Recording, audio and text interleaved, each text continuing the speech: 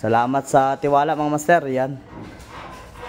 Nagre-repack na kami at magpapadala kami mamayang hapon mga master.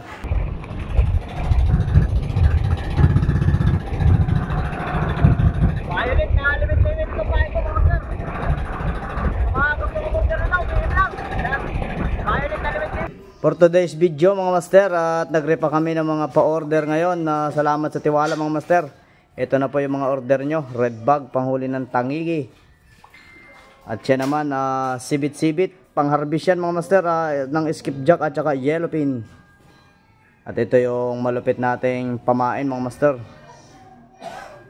Liwit-liwit all set mga master.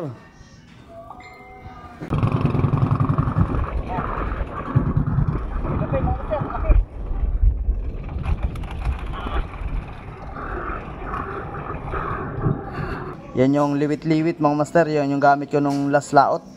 Violet mga master. Sa mga gustong order niya, PM lang mga master. Hindi pa pala na-upload namin sa Shopee account yan. Ito pa lang ang mga nasa Shopee mga master. At ito na yung mga kalkaltik mga master. Available na uli yung blue. Meron na uli tayong blue. Yan mga all set yan pag ganyan mga master. Pwede namang pain lang ang orderin nyo mga master. Ito mga all set, tutubog na lang sa tubig. Yan. Mga liwit-liwit yan mga master. Halos all set ang order mga master. Salamat sa tiwala. Oh, very big. What a nice.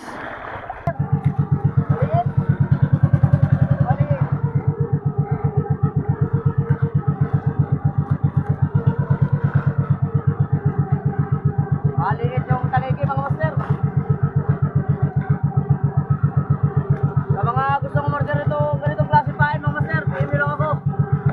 Available na sa Shopee mga master. Yan pa lang yung nai-repack namin na parcel mga master. At yan, order din nyo yan mga master, pang Blue Marlin. Salamat sa tiwala mga master. Gagamitin daw sa barko. Ang assemble nyan mga master, red bag.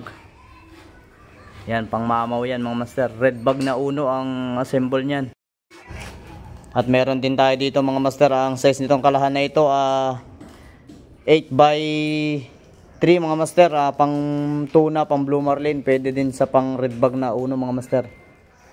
Ngayon pa lang ako gagawa nito. Ganito yung gamit ko pang red bag mga master. Kasi maraming purpose siya. Pwede pang yellowfin tuna. Pwede pang Blue Marlin. Pwede pang red bag. Ito naman yung mga red bag namin mga master. Panghuli to ng mga tangigi mga master. Tangigi, barakuda, yellowfin tuna. At saka yung mga malalaking skipjack at yellowfin. Red bag ang pangalan nito mga master. Panghuli ng tangigi.